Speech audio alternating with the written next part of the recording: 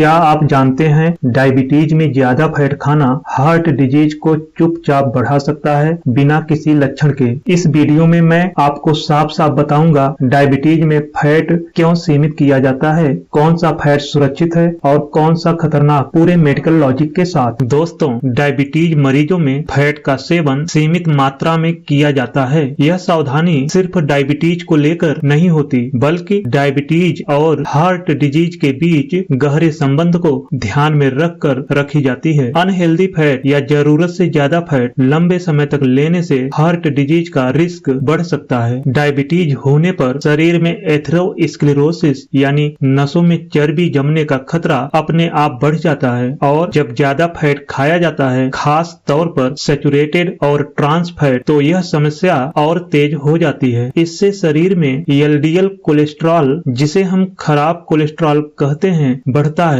Triglyceride का level बढ़ता है। नतीजा यह होता है कि कोरोनरी आर्टरी डिजीज तेजी से आगे बढ़ने लगती है। यही वजह है कि अधिकांश डायबिटीज मरीजों में भले ही शुरुआत में हार्ट डिजीज ना हो, आगे चलकर हार्ट डिजीज होने का रिस्क काफी बढ़ जाता है। इसलिए डायबिटीज के इलाज का लक्ष्य सिर्फ शुगर को कंट्रोल करना नहीं होता, बल्कि लंबे समय तक हार्ट की सुरक्षा करना भी उतना ही जरूरी होता है। डायबिटीज का मरीज सीमित मात्रा में फैट ले सकता है यदि ब्लड प्रेशर नॉर्मल रहता हो, वजन कंट्रोल में हो यानी कि ओवरवेट न हो, हार्ट डिजीज न हो और लिपिड प्रोफाइल नॉर्मल रेंज में हो। लेकिन यहाँ एक बात हमेशा याद रखनी चाहिए, फैट की मात्रा और फैट का प्रकार दोनों ही बहुत इम्पोर्टेंट हैं। डायबिटीज के मरीजों को अपने भोजन में हेल्दी फैट्स को प्राथमिकता देनी चाहिए। हेल्दी फैट्स में मुख्य रूप से मोनो अनसैचुरेटेड और पॉली अनसैचुरेटेड फैट्स आते हैं। Mono unsaturated fats